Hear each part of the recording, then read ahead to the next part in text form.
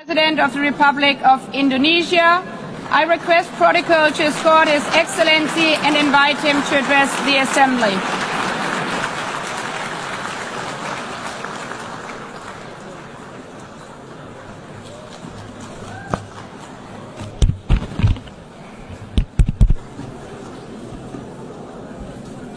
His Excellency, Mr. Antonio Guterres, Secretary General of the United Nations, Her Excellency, Madam Annalena Baerbock, President of the United Nations General Assembly,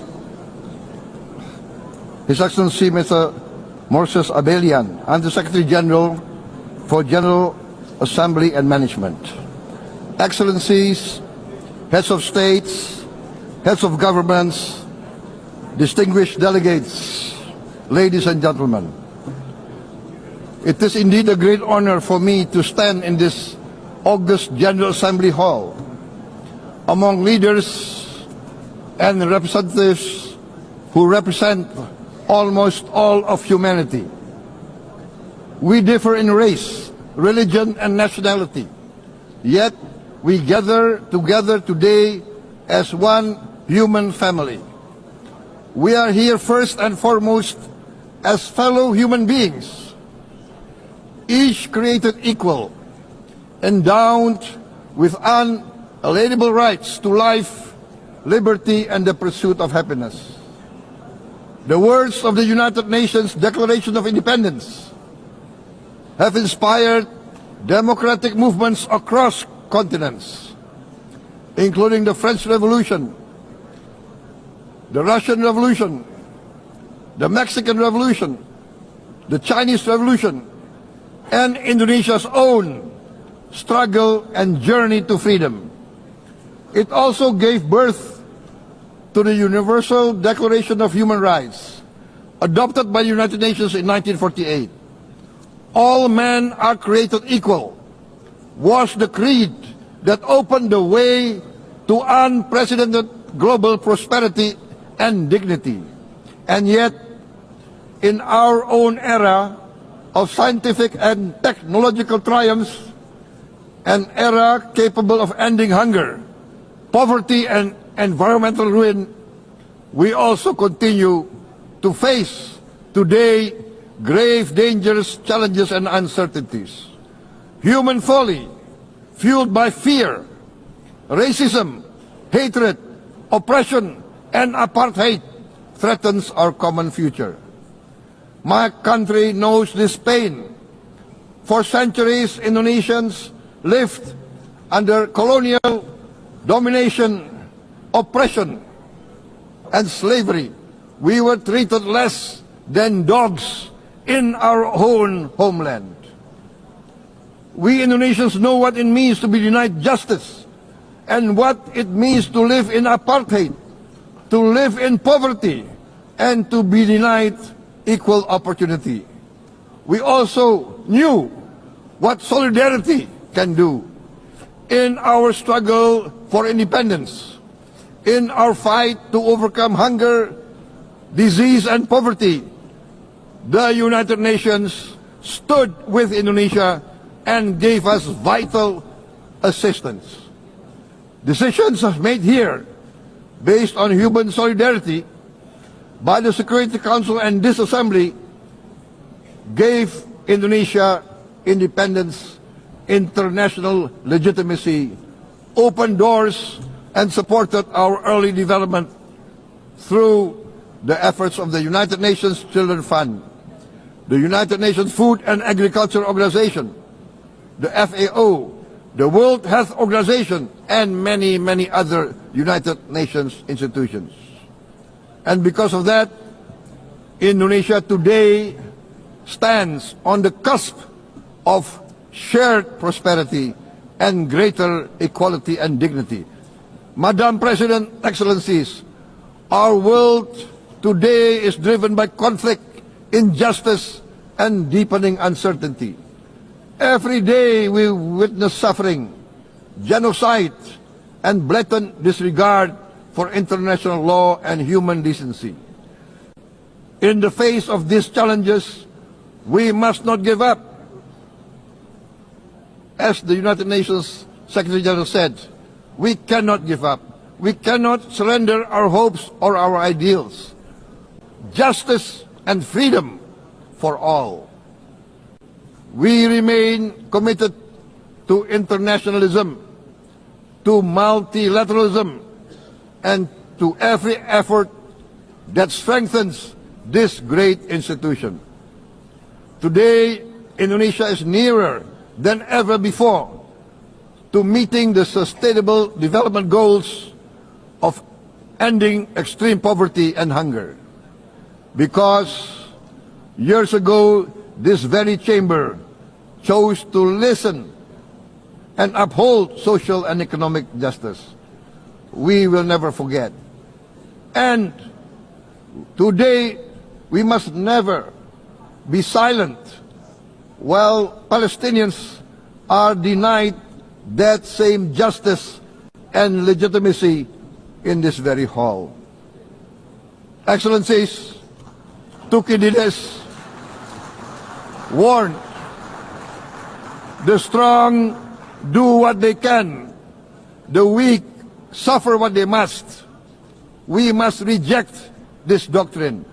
The United Nations exist to reject this doctrine. We must stand for all, the strong and the weak. Might cannot be right. Right must be right. Indonesia today is one of the largest contributors to United Peacekeeping Forces. We believe in the United Nations. We will continue to serve where peace needs guardians, not with just words, but with boots on the ground. If and when the United Nations Security Council and this great assembly decide Indonesia is prepared to deploy 20,000 or even more of our sons and daughters to help secure peace in Gaza or elsewhere, in Ukraine, in Sudan, in Libya, everywhere when the peace needs to be enforced, peace needs to be guarded, we are ready. We will take our share of the burden, not only with our sons and daughters, we are also willing to contribute financially to support the great mission to achieve peace by the United Nations. Madam President, Excellencies, I propose to this Assembly a message of hope and optimism, grounded in action and execution. Today, we heard the speech of Madam President, the President of the United Nations General Assembly. Yes, it is true what she said. Without the International Civil Aviation Organization, will we be here today? Will we sit in this great hall? Without the United Nations, we cannot be safe. No country can feel secure. We need the United Nations, and Indonesia will continue to support the United Nations. Even though we still struggle, but we know the world needs a strong United Nations. The world's population is growing. Our planet is under strain. Food, energy, and water insecurity haunt many nations. We choose to answer these challenges directly at home and to help abroad wherever we can. This year, Indonesia recorded the highest rice production and grain reserves in our history. We are now self-sufficient in rice, and we are starting now to export rice to other nations in need. including providing rice for Palestine. We are building resilient food supply chains, strengthening farmer productivity, investing in climate-smart agriculture to ensure food security for our children and for the children of the world. We are confident in a few years' time, Indonesia will be the granary of the world. As the world's largest island state, we testify before you that we are already experiencing the direct consequences of climate change, particularly the threat of rising sea levels. The sea level on the north coast of our capital city is increasing by 5 centimeters every year. Can you imagine in 10 years? Can you imagine in 20 years? For this, we are forced to build a giant seawall, 480 kilometers in length. It will take us maybe 20 years, but we have no choice. We have to start now. Therefore, we choose to confront climate change not by slogans, but by immediate steps. We are committed to meeting our 2015 Paris Agreement obligations. We aim to achieve net zero emission by 2060, and we are very confident we can achieve net zero emission much earlier. We aim to reforest more than 12 million hectares of degraded forest, to reduce forest degradation, to empower local communities with quality green jobs for the future. Indonesia is shifting decisively from fossil fuel-based development towards renewable-based development. From next year, most of our additional power generation capacity will come from renewables. Our goal is clear: to lift all of our citizens out of poverty and make Indonesia a hub for solutions to food, energy, and water security. Madam President, Excellencies, we live in a time when hatred and violence can seem to be the loudest voices. But beneath this loud noise lies a quieter truth, that every person longs to be safe, to be respected, to be loved, and to leave a better world to their children. Our children are watching. They are learning leadership not from textbook, but from our choices.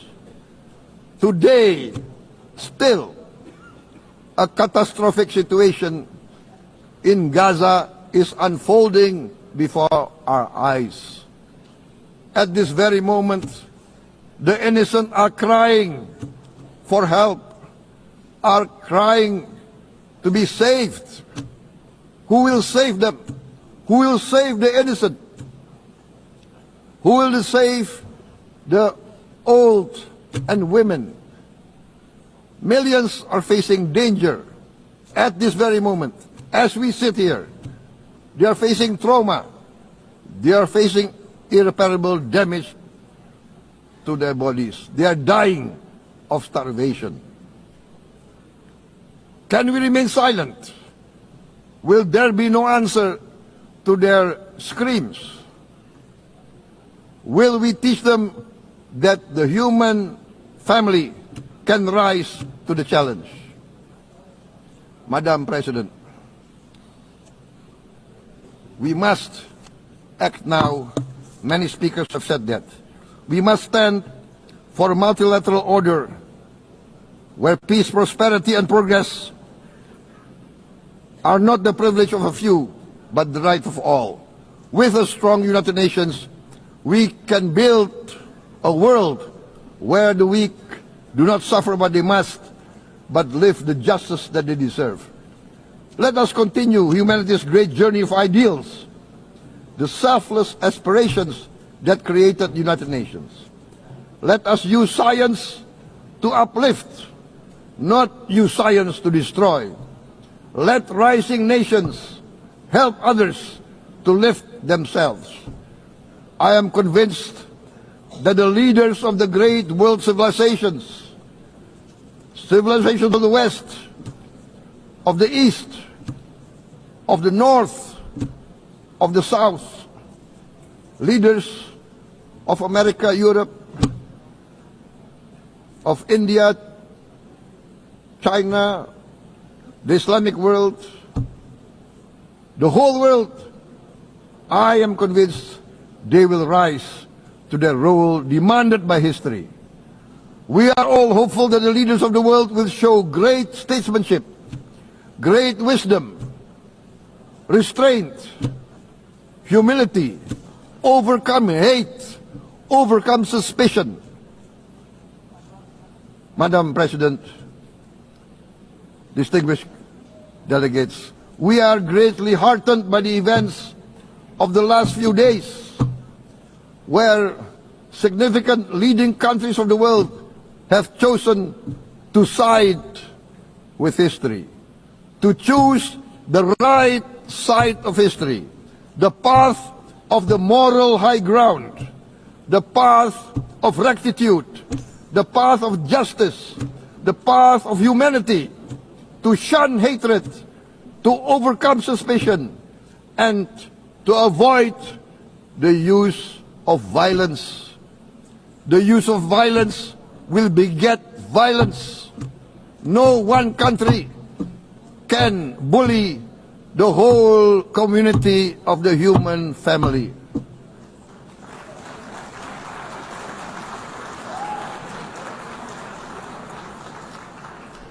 We may be weak individually, but the sense of oppression, the sense of injustice has proven in the history of mankind that this sense of injustice, this sense of oppression will unite into a strong force that will overcome this oppression, that will overcome this injustice.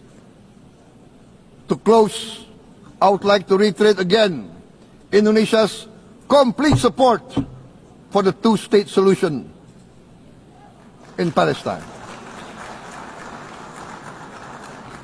We must have an independent Palestine, but we must also recognize, we must also respect, and we must also guarantee the safety and security of Israel. Only then we can have real peace, and no longer hate and no longer suspicion. The only solution is this two-state solution. Two descendants of Abraham must live in reconciliation, peace, and harmony. Arabs, Jews, Muslims, Christians, Hindus, Buddhists, all religions, we must live as one human family. Indonesia is committed to being part of making this vision a reality. Is this a dream? Maybe, but this is the beautiful dream that we must work together towards. Let us work towards this noble goal. Let us continue humanity's journey of hope, a journey started by our forefathers, a journey that we must complete. Thank you. Wassalamualaikum warahmatullahi wabarakatuh.